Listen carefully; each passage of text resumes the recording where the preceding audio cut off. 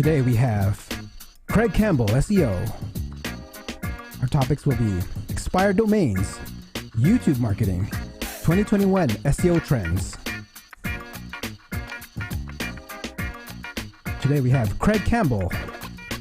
We'll be talking about expired domains, YouTube SEO, 2021 SEO trends.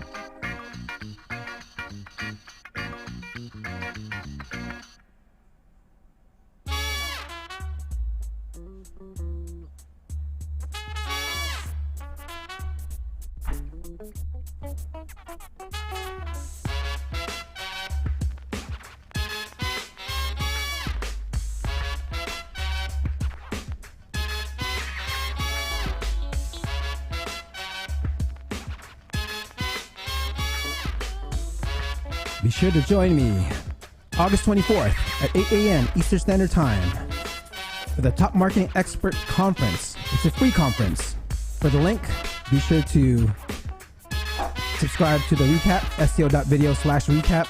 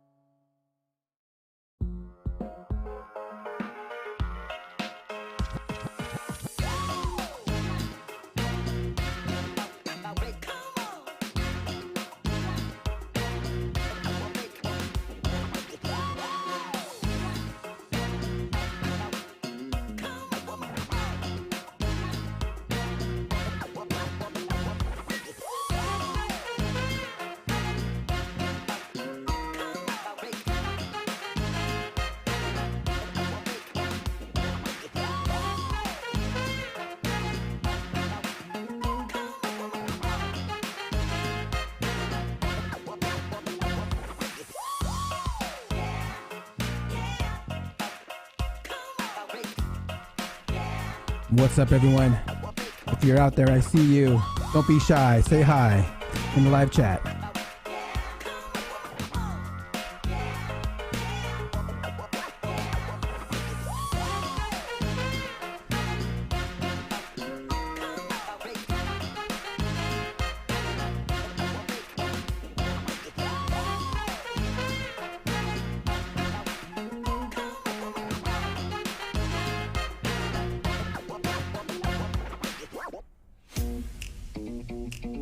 Be sure to sign up for the weekly recap at seo.video/recap to get the free link to the Top Marketing Expert Conference. We have Rand Fishkin there. We have Craig Campbell, Demar Blauer, and more.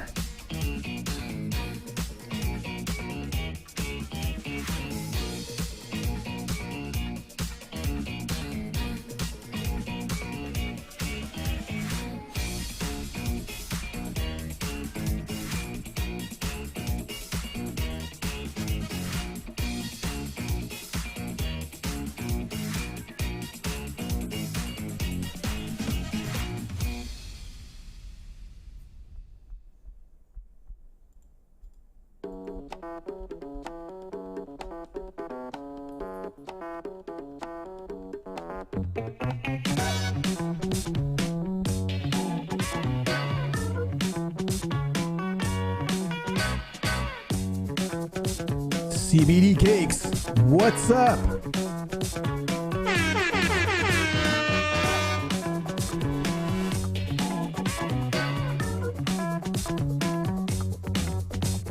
Alright guys, Craig Campbell will also be speaking at this Top Marketing Expert Conference. It's a virtual conference that's happening on August 24th at 8 a.m. Eastern Standard Time.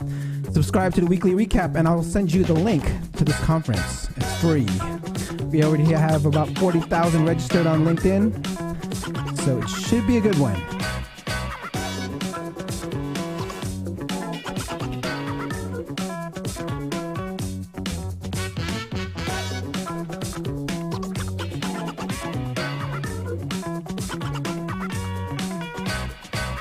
We got an SEO joke by Hobby. What is favorite Tom Cruise high frequency keyword in the Mission Impossible series? Answer: Benji. Do you copy?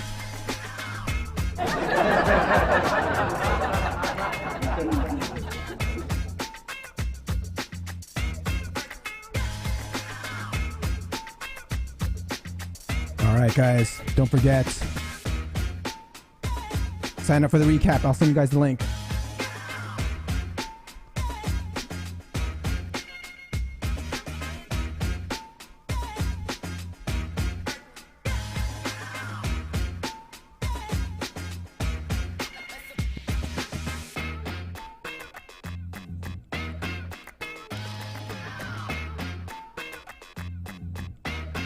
Richard Sachs, what's up from Orlando?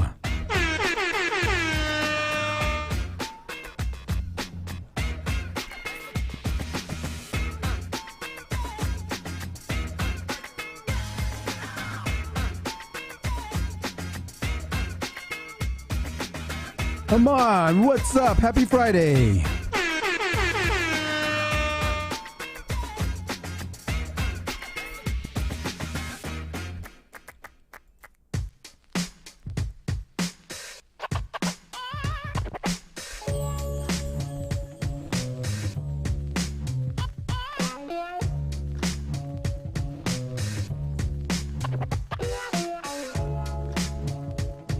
All right, guys. We're coming close. We got about 4 minutes to go. How is everyone doing today?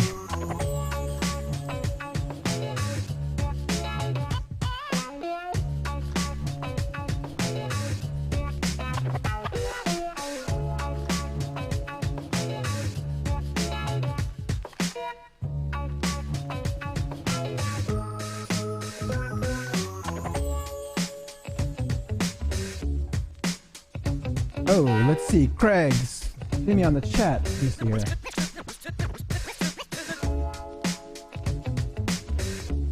All right, Craig, let me go ahead and send you that right now. I'll reply to you in your email.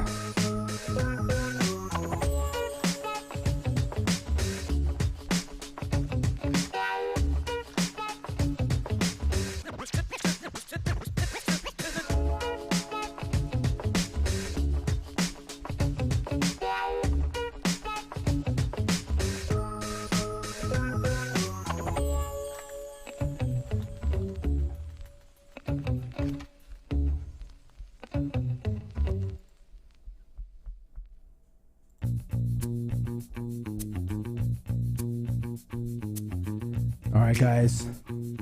While we're getting Craig on here, don't be shy. Say hi. Happy Friday.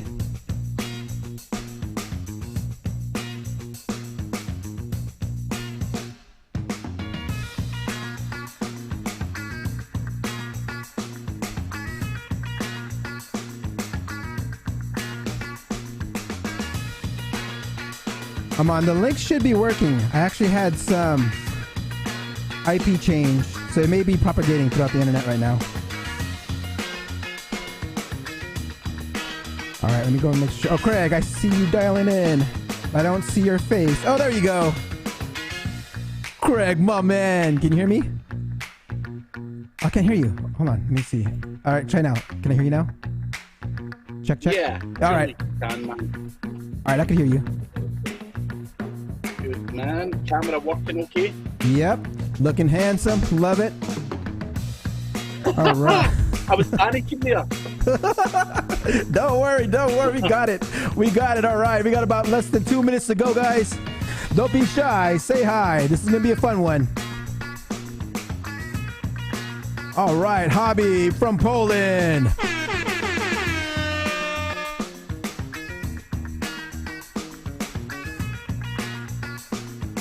Zen Lennon from Las Vegas.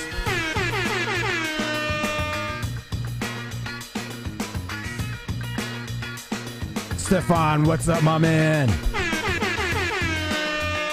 All right, guys, 1 more minute. Get your shouts out. I love that shit, man. Flash production. All right, guys, don't forget, sign up for the recap. SEO.video/recap for the free link to the Top Marketing Experts Conference. It's a free 40,000 people registered. Craig will be on there as well. That's August 24th. It's run by our buddy Anatoly, so check it out. All right, we got 30 seconds to go. Let me go ahead and get things set up here.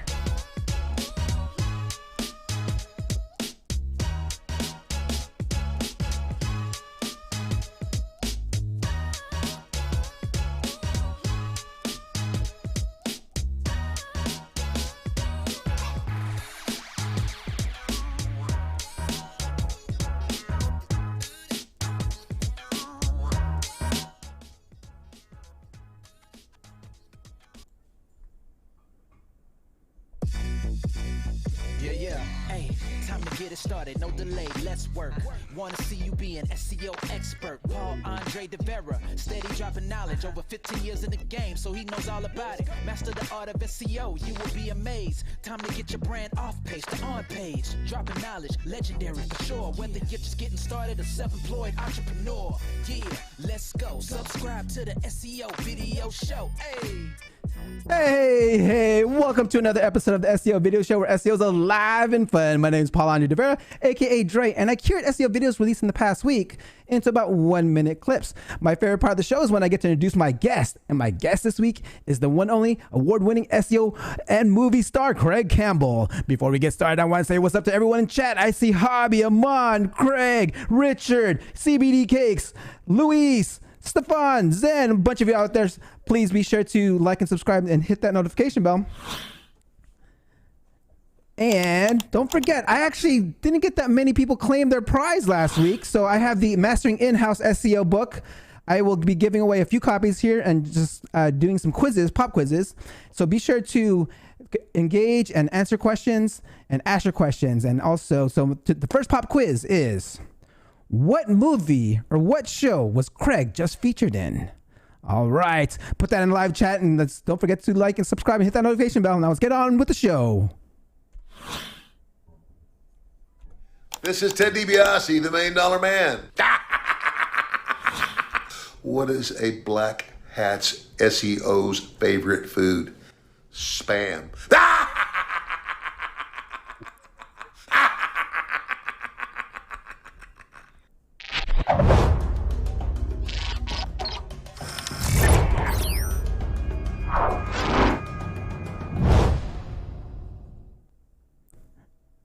Okay, guys, don't get to put your answer. What series was Craig just featured in? All right, okay, let's start with Google News.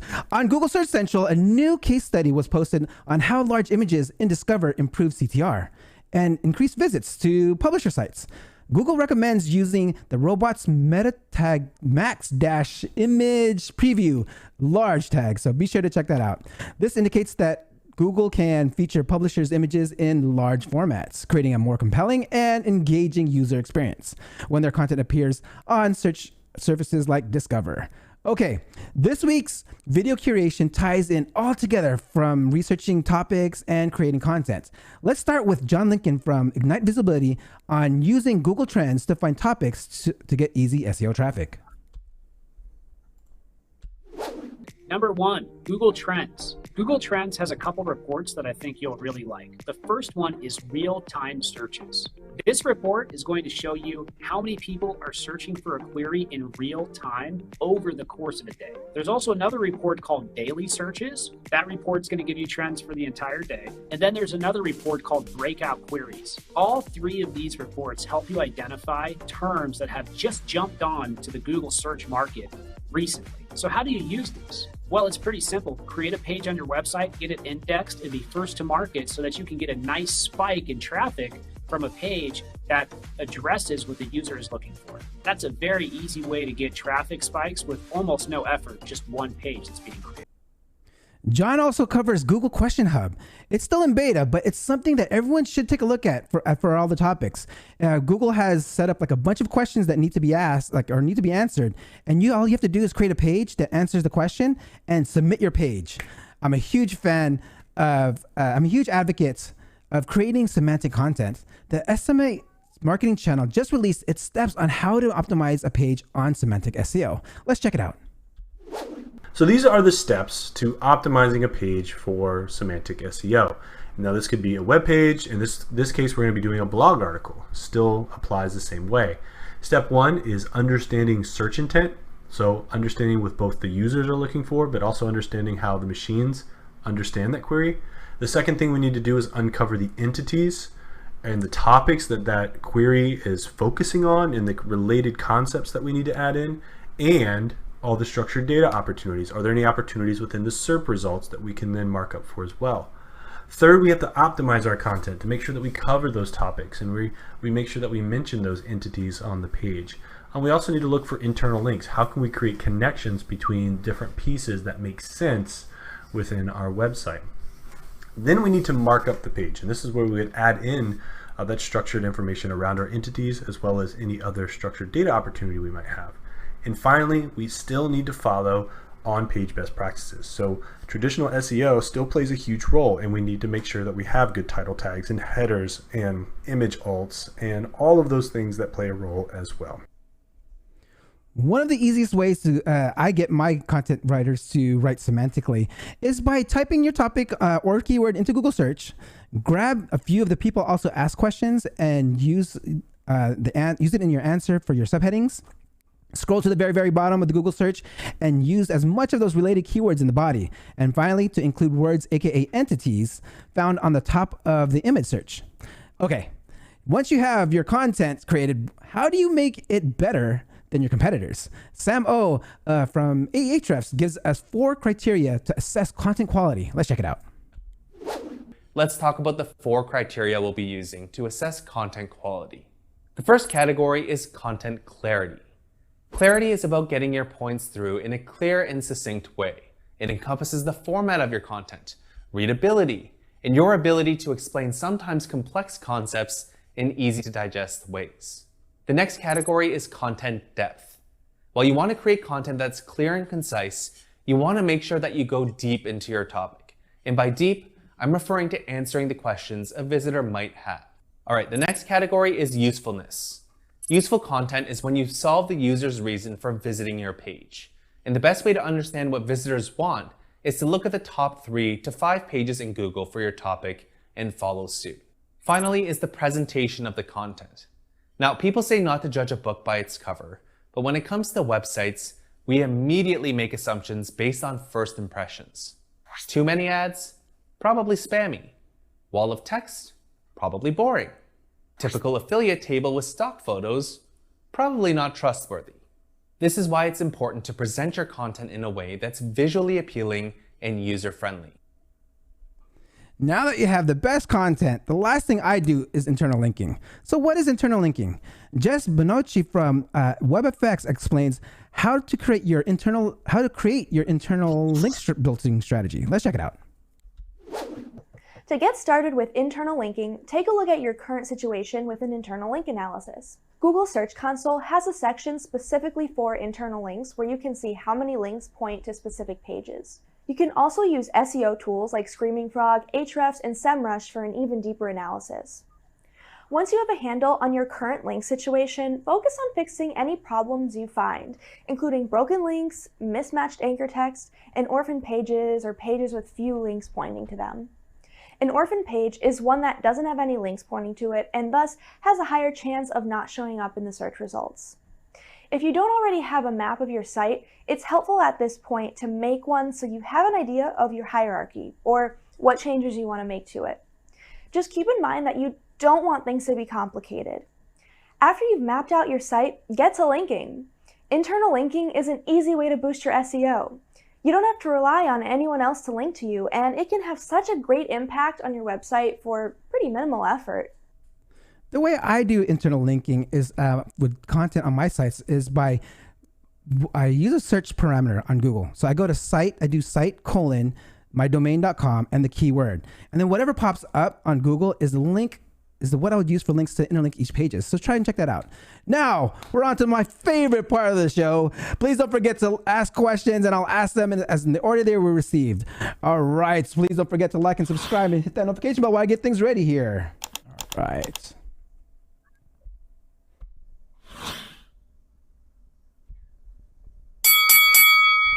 Craig Campbell is a Scottish entrepreneur, digital marketer, SEO specialist, content writer, author, and keynote speaker. He's the best known for affiliate marketing and has over 18 years of experience as a digital marketer. He's an expert in social media management and has built a massive network to provide immediate exposure to brands and businesses. He spoke at Chiang Mai SEO, Brighton SEO, Search Leads, Affiliate World Europe, NFG Rockstars, SEMrush, and MB Summit. He has been featured in several media outlets such as Forbes, Global Newswire, PR Newswire, and others. He currently holds the most popular episode on the SEO video show. Please welcome an award-winning SEO, Craig Campbell.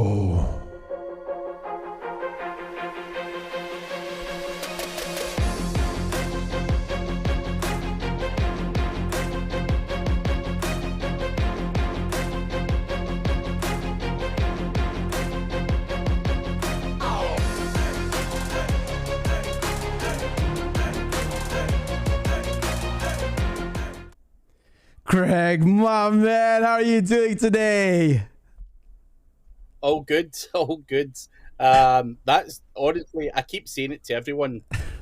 That is amazing the way that's put together, man. It's really good. Class. Thank you.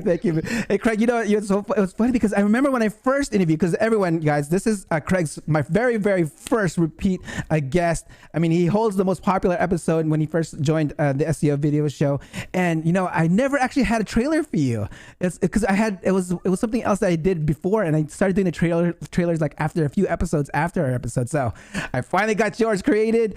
And I remember I would ping you even on LinkedIn. I was like, hey, you're like a cameo on every one of my guests because you also do a lot of interviews yourself, right?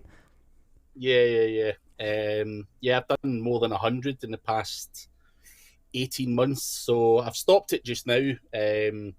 Just I don't have time, but yeah, I do a lot, and I will get back to it as well. Love it. I mean, I love those interviews. I mean, you're true inspiration there. I've like tried to see some of your guests and trying to reach out to them. I think I even actually got one guest next week who you actually interviewed, who I actually followed, who I grabbed from one of your interviews, Jenny Abu Raya from Egypt. Yeah. Okay. You know what? I need to ask my question that I ask all my SEO professionals when they first come on in here. Is like, hey, Craig. So in 1 minute, how does Craig get on page 1 of Google? So build, a great foundation. A lot of people are not doing good on page. So I think that's the first thing, you've got to do is make sure that the basic content structures there, semantically related keywords. Do your research when you're doing your content. Look at the top 10 search results. You've got tools like POP, Surfer, all of that kind of stuff. And you don't have to guess what content needs to go on here. It bloody tells you. It tells you the subheadings, the FAQs, all of that stuff, semantically related keywords, everything. So get that done first. Second, something you just mentioned earlier, internal linking. You've got to create a silo structure, a good internal linking structure. Show Google what pages are the most important to you and your business, and make sure that you're building a good internal linking structure. Tons of guides on that. You also do need to make sure that you regularly go back and optimize that content, add bits to it. Don't think that you have to continue adding content all the time. Go back and better your content. Too many people are out there trying to hit 10, 20, 30 blog posts a month. you don't have to do that. Go back and optimize what's working and squeeze more out of it. And then obviously you've got link building on top of that, which is a completely different topic. So I think that's probably about a minute's worth now. All right, you just dropped your first knowledge bomb. All right, thank you, Craig. Okay, you know what? I'm going to have to rewind this. All right, Craig, for those that didn't even watch our first episode, we need to know, like, how did Craig get into SEO? So getting into SEO, it was very early days, early 2000s. I was in dead-end jobs. Done sales jobs, call center jobs, all the crap that everyone else has been through. And I started to really look at web design and started to make up some websites at home, HTML, and found it okay, but I was never very good at it. I made a few quid from it, but I was like, this is too much like hard work. How else can I make money in the internet? And I was obviously looking at a lot of forums and people talking about SEO and trying to get traffic online, and that seemed a little bit easier. It was less creative, because my designs just weren't the best. I'm not the most creative guy, and from there I just started to learn, play around with it, and before I knew it, I ended up having an agency and stuff like that. So it was through blag, if you like. At the start I hated my job. I'm 41 just now, but when I left school, the internet was just coming out. So when I was like 17, 18 leaving school, 97, 98, Yep. The internet was just out, and I became obsessed with the internet because we'd never had that as kids growing up. So you're just like, whoa, man, the internet's here. We can talk to girls online now. You can do all this stuff. And, I think it was probably down. The main thing I can really say is it was down to timing. I had no other skills, never really had any passions other than, chapping people's doors and running away as a kid. That was our games. It wasn't so much internet. There wasn't internet. We didn't have mobile phones. So I became quite obsessed with the internet and knew that, I had dead-end jobs and I didn't have a great education. So I don't know, just luck is the only thing I could really say. And I still pinch myself to this day going, Jesus, like, where's the time went and how the hell did you get to this? So yeah, it's been a fun journey, but there was no proper training, education, or being pushed down this way. It just kind of happened naturally, and I'm very grateful for that. Lovely, love that. Okay, so you still had to actually learn it, right? So I'm curious, like, how did you, like, who would you go to actually learn the stuff? Like, when you, like, what were your resources at the time? Like, this is years ago, back in 97, 98, early 2000s. There was not many resources. So what was your resources to, like, learn it? A lot of it was forum based, so there was a lot of different forums. One in particular is called the SEO chat forum, which is still around to this day. I think Internet Marketing Ninjas bought that over, many years ago. But that was the place where I really learned a lot. There was a lot of experienced guys on there and giving tips and advice and selling courses. It's pretty much the same way as it is today, but you had to kind of do it on a forum. There was no YouTube, there was no Facebook, there was none of that stuff. So it was kind of forum based and DMing people through stuff and getting kind of crap documents through. So it was pretty much between that and trial and error, and that was it. It was very difficult, and it probably took me a good 5 years to kind of figure out properly what I was doing and able to make a difference, because I was just going down rabbit hole after rabbit hole after rabbit hole. And even back then, people were just, as they go along, and you'd do something and it wouldn't quite work, or Google would update something. But it once you actually fully understood it back then, it was very easy to rank, because spam worked, everything worked. It was a hell of a lot easier than it is now, but no one would really tell you what they were doing. They all kind of gave you this kind of vague description of what they were doing, for obvious reasons. So it was a steep learning curve to actually get the truth out of a collective bunch of people, and it cost a fair few quid as well, because no one would do anything. There was guys on those forums who basically had massive PBN networks and could rank you for pretty much any keyword, but you had to pay them money, and you know, and they wouldn't tell you what they were doing.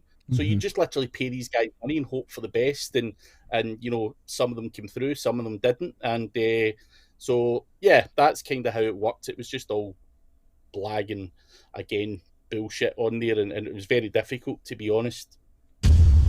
All right, guys, make sure, like, even still works today. If you can check out your communities and forums, right, and trial and error, all that stuff you can still do today to learn SEO. Speaking of learning SEO, actually, we have a question here from Hobby. Question for Craig. How would you start a UK SEO campaign for the next episode of Mission Impossible movie? Difficult one. Obviously, just leverage the branding that Mission Impossible had already. You know, try and rank for a whole bunch of stuff that's already kind of out there. And it's very difficult. You know, I'm not sure that would be a wise move, because I'm going to be pretty sure that there's a lot of press and a lot of stuff already out there that would make that extremely difficult. So, yeah, you're going to be up against it, you know, because I think there's probably going to be a lot of high profile websites that rank for that, and I think it'd be a tough job. So I think you'd need to pull a few tricks out the bag, and you know, do some stuff that you know, you maybe don't want to disclose on here, because it's like anything, you're competing with some of the biggest websites in the world out there, because Mission Impossible was that big. So I think it would be a hard task. But yeah, bit of black hat, never hurt anyone. So got to do what you've got to do. Love it. Love it. All right, Hobby, I hope that answered your question. Speaking of movies, I wanted to talk about your movie experience here. So I'm curious, like, tell us how this come about. Like, I'm curious because I remember just following you, then all of a sudden you just posted it. There's no like warm up to it. And it's like, whoa, where'd this come from? So tell us about this new like movie that just came out. So it is pretty much an SEO related story. So, right, I'm going to be totally honest here, right? I've never disclosed this properly online anywhere else. So this is an exclusive just for you, since I love your show. So I wanted an IMDb link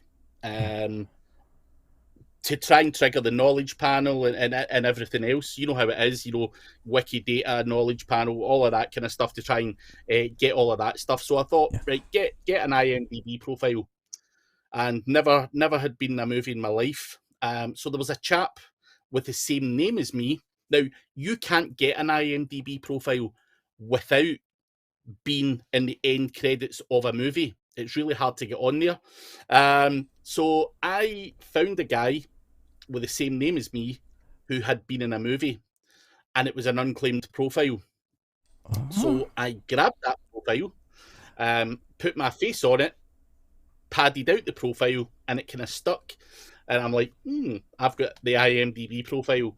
And I, but the partner of the person whose profile I actually claimed messaged me, and she was like, you know, my partner was really proud to be in that movie, and you've literally claimed it as yours. And, you know, can you remove this from your IMDb? And I'm like, oh, you know, I'm really sorry, and all that stuff. You know, I don't know what's happened to your IMDb. You've got the wires crossed. And I then got a phone call, because people, casting directors and stuff, go on to the likes of IMDb to find local actors and stuff like that. So this dude called me up, and he says, he says he watched some of my YouTube videos and stuff, and he's seen me moaning about trolls and stuff. So he came to me and he said, listen, I know you've done a bit of acting, and I know that you've suffered from trolls in the past.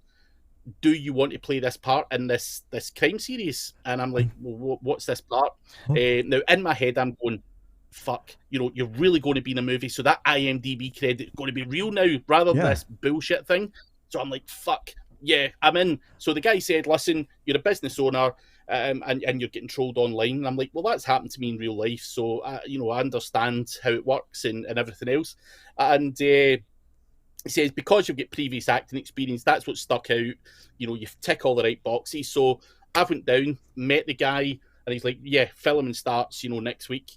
And I've just been along. Like, I've never filmed anything in my life, other than YouTube stuff.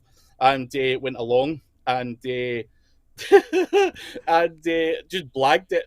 I was fucking up my lines and everything. And the guy said, "Yeah, you done really well. Like, this was superb." And he asked me back to be in another episode where I actually kill the troll, which is the episode that's going to be released in a few weeks' time. And I actually kill the troll and all that kind of stuff. So the guy said I'm a really good actor, really natural, and you can tell that I'm really experienced. And I'm like, thanks, man, like, appreciate it. But in the inside, I'm like, fuck. Like, what? I'm getting into deep shit here. I'm fucking telling lies, and it's, I'm digging a fucking big hole for myself here. But yeah, I ended up coming clean to the guy. I told him the story, and he laughed, and he went, "Listen," he says, "you turned up. You done what I needed you to do. You performed well. So he has no problems with it." So I literally done that purely from an SEO point of view. Wow. to get the IMDb link, and had to fake it until I made it, and then I weirdly got a part in something, so my IMDb is legit now. So yeah, just anything for a link. It's just one of those ones. I was continually trying to trigger the knowledge panel, and I kept getting it and then disappearing. And here's another knowledge bomb. If you're ever trying to trigger a knowledge panel, look at Brian Dean, look at anyone else. They do not say they're SEO experts or SEO consultants. It says on Brian Dean's something like American entrepreneur or words to that effect. Now, what I've found out since I've been trying to trigger the knowledge panel for the past year is you call yourself SEO and the people behind the scenes there will instantly delete it, because you SEO motherfuckers, including me, are always trying to manipulate stuff in the background, and they'll just delete your stuff, and that's it. So you cannot call yourself an SEO when you're doing that. You're going to have to be an actor, you're going to have to be an entrepreneur, and all of that kind of stuff. So I was just trying to play around with the knowledge panel stuff, and yeah, an IMDb is a very powerful link, and I just wanted to make sure that happened, and it so happened that I had to actually bloody act in a series to get that. So it's an extreme length to go to for a link, but that's the kind of lengths I would go to anyway. I'm prepared to trample in anyone's head to get where I need to be, and that's just in my nature. So that's how it all came about. Love it. Oh my. That was a great story there, guys. Man, you don't know where SEO is going to lead you. Your SEO can make you a movie star. Wow, that was a great story. Thank you for sharing that, Craig. First heard here on the SEO video show. Thank you. All right, so we've actually had Zen mentioned a comment. Craig, you're such a knowledge machine. We have a question here from Hobby.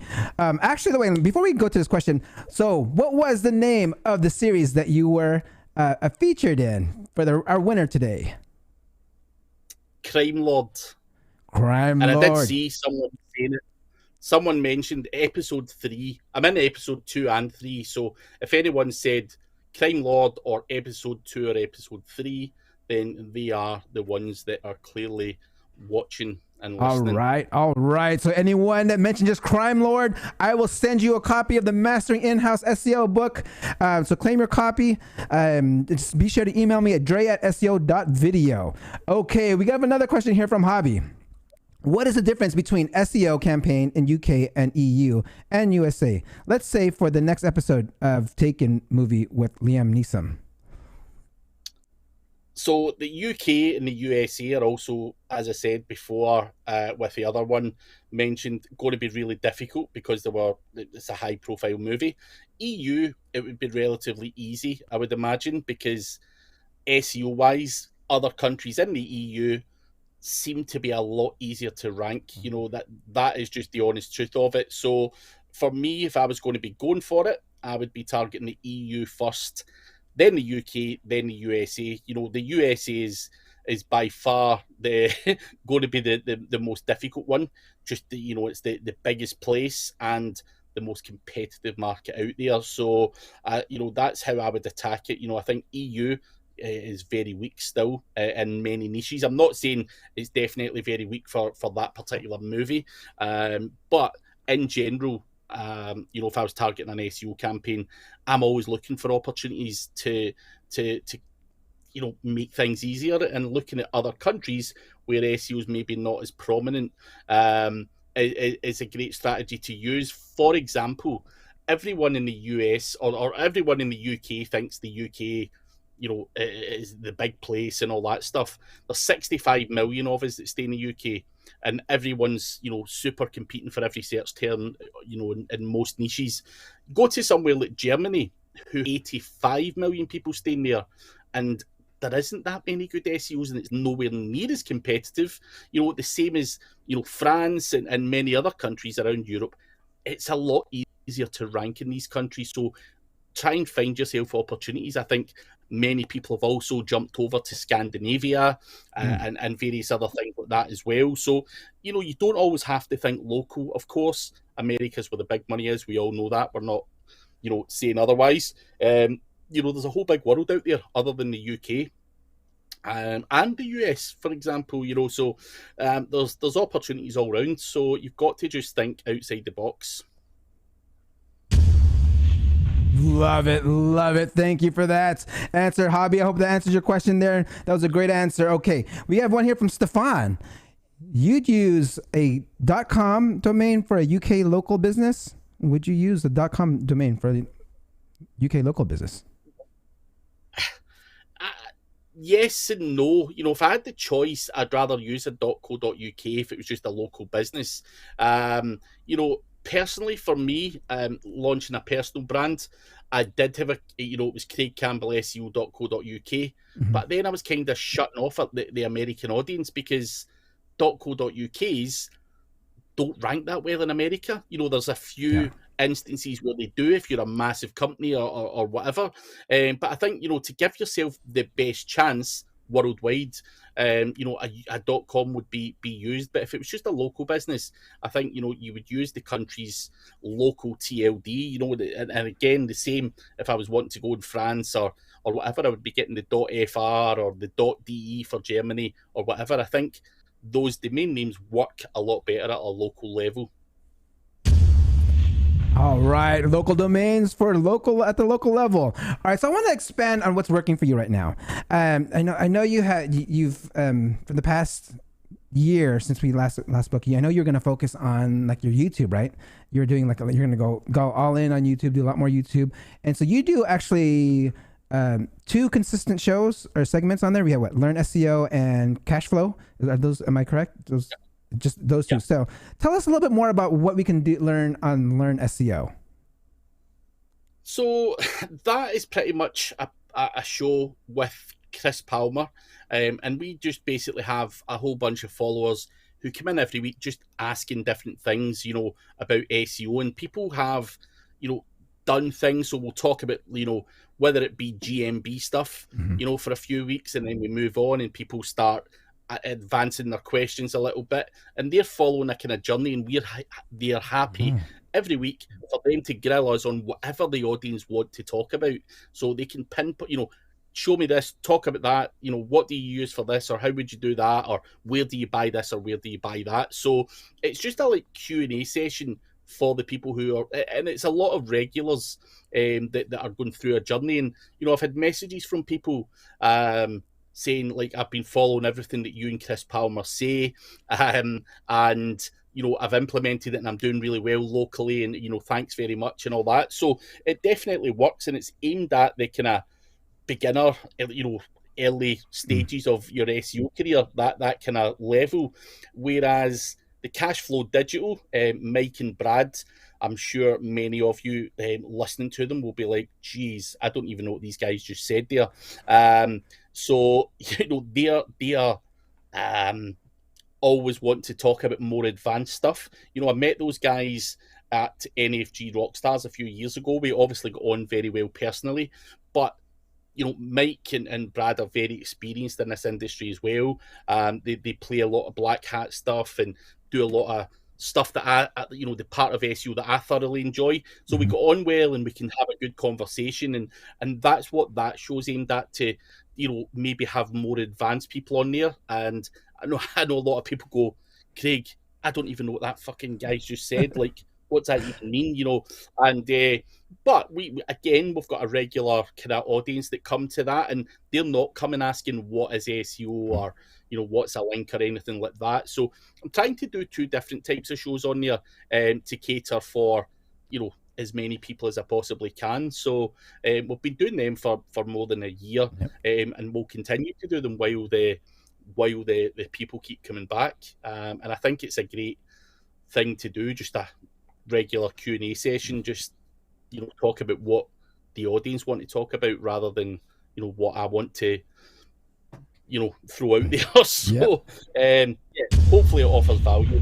All right, love it. Yes, those two shows, that's an awesome resource, you guys. Be sure to check it out on Craig's YouTube channel.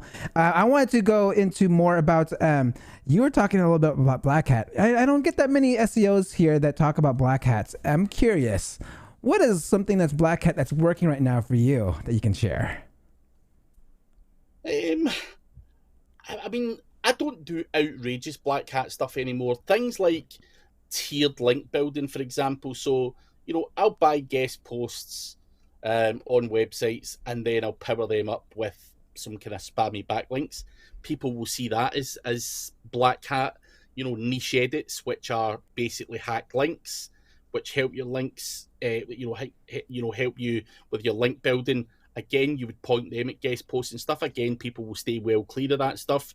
If you don't know what you're doing, then you can, cause yourself a lot of problems. But, I think people are always using guest posts as the buffer between, the bad stuff and their money website. So that's the job for me. My job is to rank a website, and, I need to utilize whatever tactics work at present to be able to do that. And if you need to bend the rules slightly, you shouldn't be buying hacked links. We get that, but it works. So why are you not doing it? That's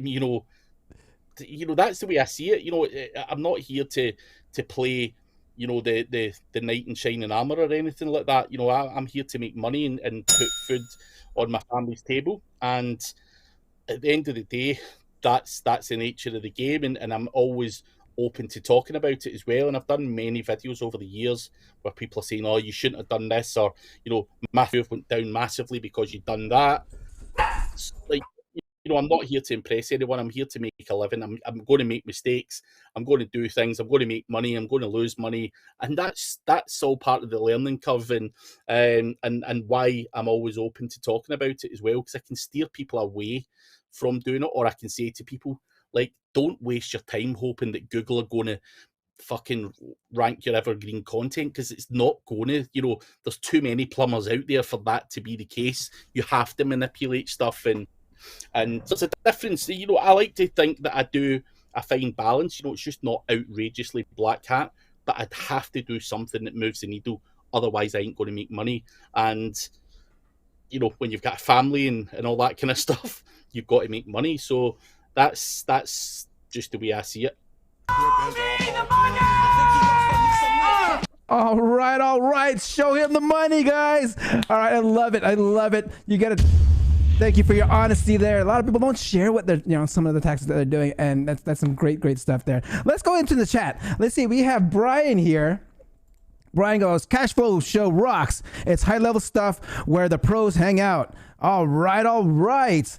We got one here from Richard Sachs. I am one of those people who have followed what Craig and Chris has said, and it has helped me tremendously with my SEO and GMB with all of my businesses. Craig is the best. All right.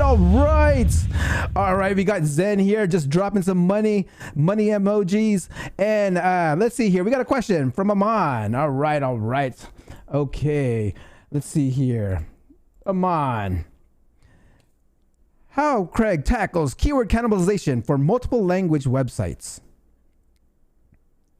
So if you're going to have multiple languages, you're going to use hreflang tags on your website. So, if you've got a page that targets the UK, the whole purpose of having hreflang tags on there is to say to Google, right, here's my, I don't know, my Dutch version of the website, and you're not going to then get hit with cannibalization problems, because using the hreflang tags is basically saying, here is my Dutch version of the website.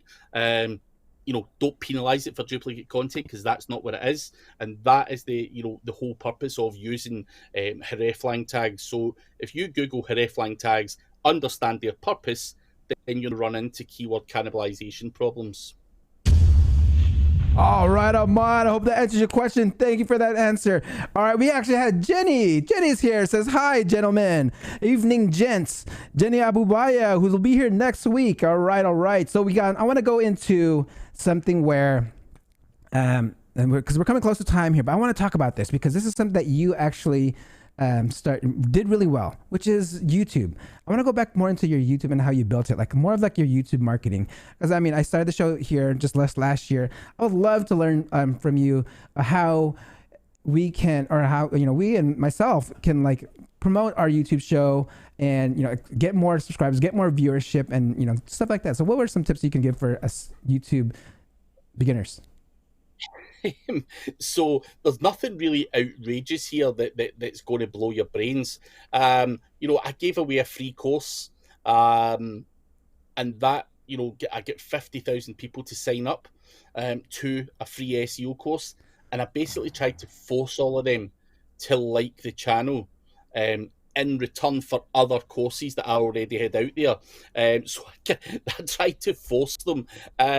On top of that, I've spent a lot of money on YouTube ads, going on and putting my ads on the likes of, Matt Diggity, Ahrefs, and everyone else who's got, a massive channel. But I also think it's really important, guys like Chase Rayner does very well with YouTube. Now, what Chase does is he'll drop into my show every week, and he'll just drop in like a super sticker, like $2.99. And then we're like, oh, Chase, thanks for the money, blah, blah, blah, blah. But he's driving people over to his YouTube.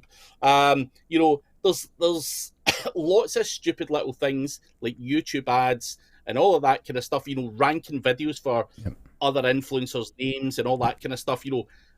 If you put in Chris Palmer SEO into YouTube, one of my videos is going to come up because I'm making a play on his name with my tags and everything else. So, getting the right people who have a following, who have a big YouTube channel, and making a play and optimizing for that. A lot of YouTube in terms of rankings, comes down to the engagement that a video gets. If it gets a lot of clicks, a lot of watch time, a lot of engagement, then your video is going to be served to a much bigger audience.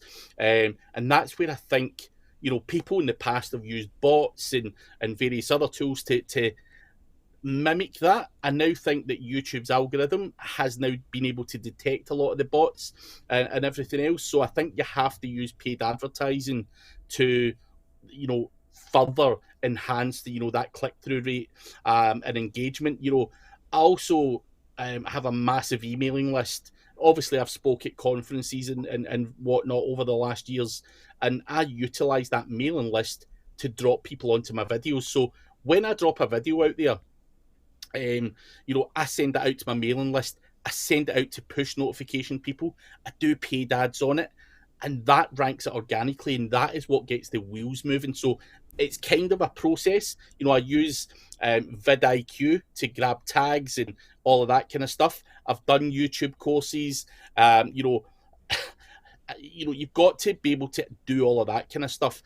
Add the tags, make sure all your kind of on page from a YouTube perspective is done, but then try and get as much engagement on it as quickly as you possibly can, utilizing, as I say, push notifications, paid traffic, and your mailing list and anything else that you can get your hands on, your social media following and whatnot. And if you get that all done in sequence, you will see your videos rank very quickly for the search terms that you want.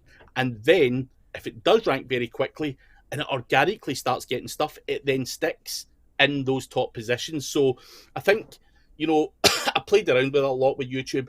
and you could literally spend hundreds of thousands of pounds on it. No one wants to do that, so you need to find a kind of formula that works for you, utilizing other people's names, get them on the show, and all that kind of stuff. And that is the honest truth of it. I would love to say that there was some secret, tool, or, people were using phone farms or micro workers and all that. Now, I have used micro workers in the past to try and mimic the engagement side of it, and it worked to a reasonable degree.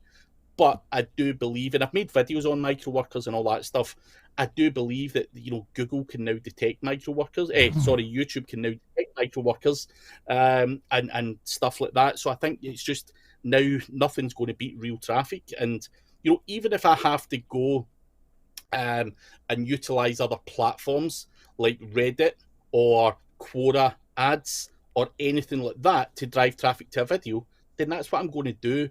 Now, Paul, you will also understand that if you launch 50 videos, right, over the course of a year, probably 5 of those videos worked really well, and the other 45 were basic bullshit. Now, at that point, videos that worked really well, got engagement and all that kind of stuff, it's those videos that I would be trying to rank really well that brings in all the organic traffic. It's the same with your website. You throw 50 articles out there, 45 are shit, don't bring much traffic, and you've got to focus on what was working and tweak and add and continue to pay and force that engagement, and then that flows through your channel. So obviously having good playlists and all that kind of stuff are important as well. Damn! Wow, that was a whole YouTube strategy right there. Thank you for sharing that. I mean, I'm happy to hear that I'm on the right track, because I'm doing a lot of those things. I mean, of course, mine's an interview show, so I am doing that ranking for people's names there. So that's one thing I'm happy to hear. So I'm curious. Like, I want to go into more of how what you're doing now and what you've been pushing, because a lot of people. I haven't really talked about this. I kind of mentioned it last week. Is on expired domains. Expired domains is something that you are a big advocate for, right? It's something that you do, or even promote on your site or on your channel. Can you tell us the benefits of expired domains, and how can what can people do with expired domains for SEO in terms of SEO? So first off, expired domains can work very well. But I want to distinguish the difference between what I advertise on my website and expired domain names. So ODYS, who is the sponsor of my YouTube channel, is actually aged domain names. They haven't expired. Now, the argument here is, what would you rather use? Something that's dropped or something that's aged? Now, a lot of people have a belief that when something drops, some of the power drops at the same time, and that's why there's a market for premium aged domain names, domains that are 20 years old. They've got all these backlinks and everything else, because a lot of people will talk about different stories and different testing they've done, and a lot of people will say when a domain drops or expires, it resets and the backlinks don't kick in and all that kind of stuff. Now, that's not entirely true either, but aged domains is what I promote on there, and it's not the same as an expired domain name. Now, utilizing an aged domain gets me working very, very quickly when I want to get into something. If I'm getting into a new market, I'd rather use an aged domain name with some backlink history. I'm starting off, with a bit of a head start, and, it's mainly a content strategy that I'm implementing at the beginning of that campaign, and then I will, build up some links and whatever. But, that's the purpose of an aged domain. But when you go to an expired domain name, there's a process that you need to do and need to understand before it works well. Because a lot of people say, bought an expired domain name and I just redirected over there and it never done shit. Of course it's not going to do shit. It's expired. Nothing's in the Google's index. You're forwarding over nothing. Now, part of the expired domain name process is you repurpose all the old URLs. Now, you can go to Ahrefs and look at those old URLs. You can see the backlink profile. The backlink profile is probably linking to some backlinks are probably linking to an internal page in your website. Now, one, you need to build that exact URL out, get the content from the Wayback Machine if you can, get that indexed by Google, and then do a and I redirect at that point because the link's live again, and then it passes value. If it's dropped out of Google's index, it ain't offering value. So when it comes to expired domain names, people miss that part of the process out, and they'll just say, it didn't work. It didn't fucking work, and that is where, I think a lot of people go wrong because they don't understand how the internet works. It has to be in Google's index for any value to be passed. Just remember that, for the old backlinks to kick in and pass you value, you need to revive that shit because it's dead, it's gone as it stands, because that domain, when it drops, it drops out of Google's index and there's no value there at all. So you first of all need to revive it and see if Google like it. Sometimes when you try and revive it, some other SEO has bloody burnt the domain name to death. They've been a spammer, whatever, or some other snake has went in and stolen all the content and put it on a different website. So you'll never get that content indexed again because someone else has already pinched it. They're getting the credit for it. So you would need to revive the URL and then have different content on it if you wanted that expired domain name to work. So you have to go through the process and you have to understand how and what works to get an expired domain name to work for you. And if you don't think that people out there are stealing content from the Wayback Machine, then you've got another thing coming, because I know people use that as a regular source of free content. So it is what it is. Excellent! Love it, love it. That was a great rundown on expired and aged domains. Thank you for sharing that. I'm curious, like how much can someone look to spend on an aged domain? Like if say it's depending, like maybe how many backlinks, how much would it cost? Like what's a rough estimate? Say I want to spend $1,000. What would that aged domain look like? I mean, there's plenty of them. If you go to odys.cc, they've got domains for as little as $600 right up to 15, 20 grand. Now obviously at 15 or 20 grand or 10 grand or 8 grand, you're going to expect something that's super aged and has a whole bunch of backlinks. The way they sell these is based on the age and the links and the cost of those links and everything else. That's the way that they do it. So there is room for everyone. Obviously the more you spend at the start, buying an aged domain name does mean that that you're giving yourself even more of a head start, than because you're going to have to spend thousands on backlinks. Otherwise, you go and buy a domain name for £1,000. It will probably help you to some degree, but you're going to have to go and then spend thousands of pounds powering that up. Why not go and pay 4 or 5 grand for a good domain name? And there's people out there with strategies, and if you check ODYS's blog, there's a guy called Azadine. His sole strategy is using an aged domain name and just using a very aggressive content strategy. He doesn't build links, and he makes a lot of money online through affiliate marketing. So this stuff does work very, very well. Dropping those knowledge bombs. All right, we're coming very, very close to time. I'm going to take 2 more questions, and I have to ask my last question. So we got one here from Zen. Craig, tell us about your tats. Looks like it's a Maori inspired. Maori. I just like, this hand. I've got my son's handprint, his date of birth and his name, and the rest of it is all just design work. I've got that right down my leg. The other arm has got my year of birth, 1980, my wife's name, Lauren. I've got some Chinese symbols there. I have got 4 stars there. My wife had 4 miscarriages. So, a lot of that arm has things that, and my wedding dates on there. So it's all things that mean something to me on a personal level. And so, yeah, that arm's the personal arm. That one is just purely design, and my son's hand and his name and date of birth. So, yeah, that arm was a bit of a, I had this, had my stars, and then I just got some tribal stuff to just fill in the gaps and make it a sleeve. So there was no thought behind this. I just went and got all sorts of different stuff.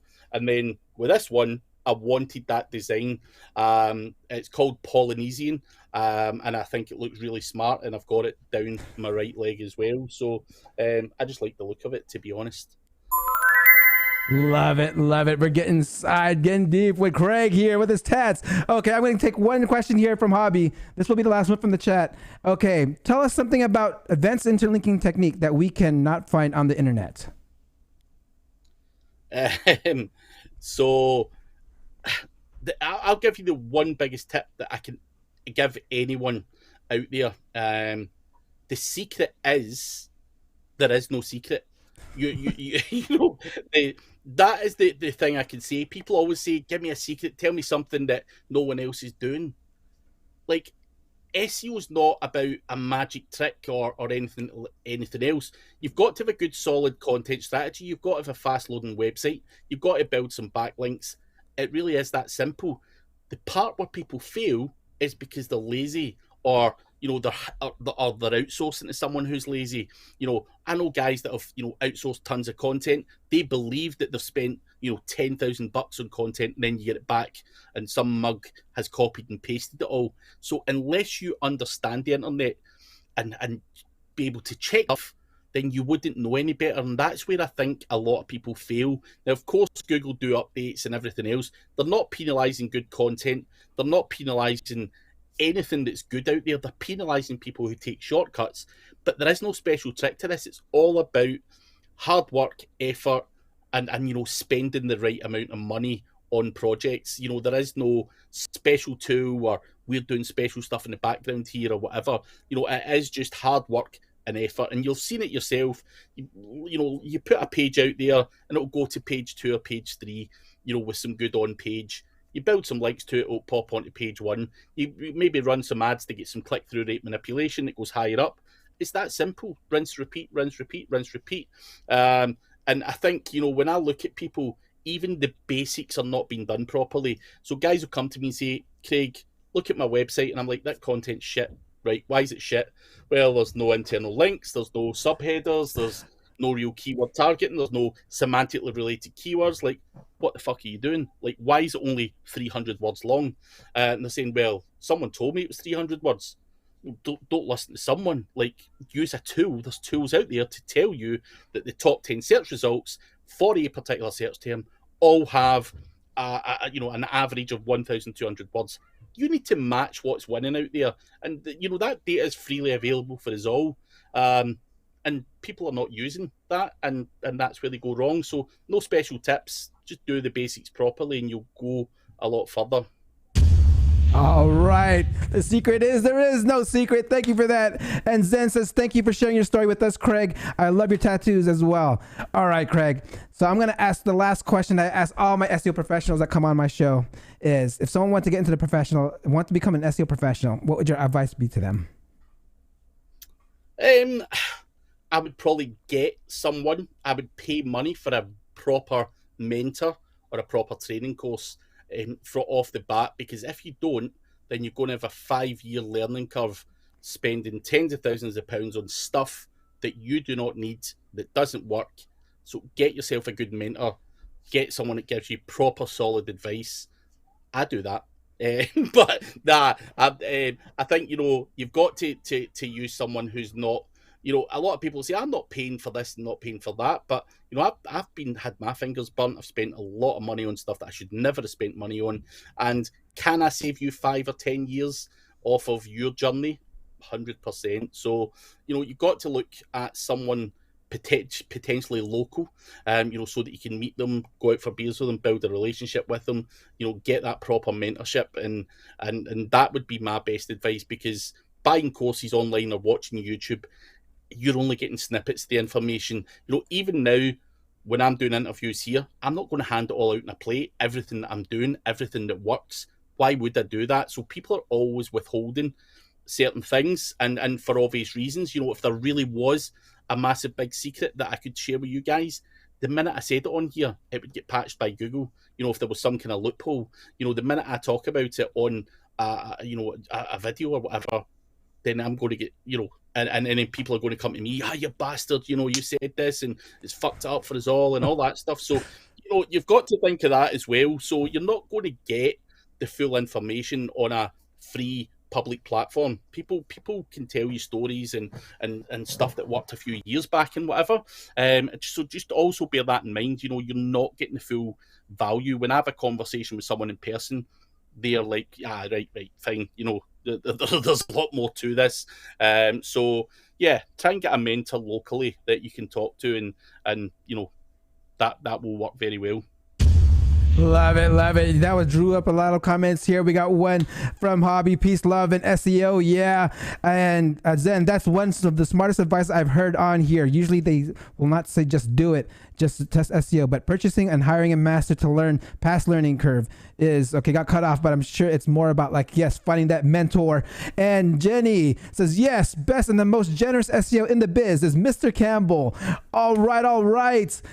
Thank you guys. And Craig, if there's any last words that you can want to say that can make this episode feel complete for you, please, the stage is yours. I'm not sure what I can say, but you know, if you're looking for tips, advice, I've got 650 plus videos on my YouTube channel.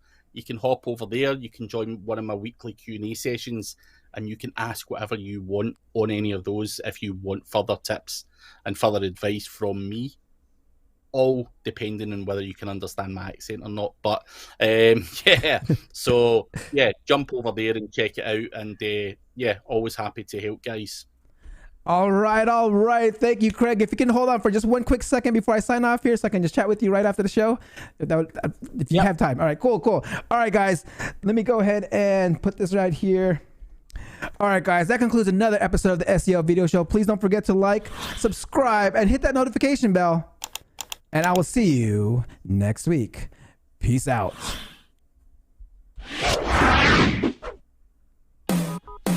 Thank you for watching. Hope you come back next week. Make sure to subscribe. You don't want to miss a thing. Hope you learn something new, because the vibe is incredible. From the special SEO professionals, SEO video show. Let's work. Want to see you be an SEO expert. Paul Andre de Vera helping you step it up. No delay right now. Time to level up. Hey, thank you so much for watching. Make sure to subscribe. Woo!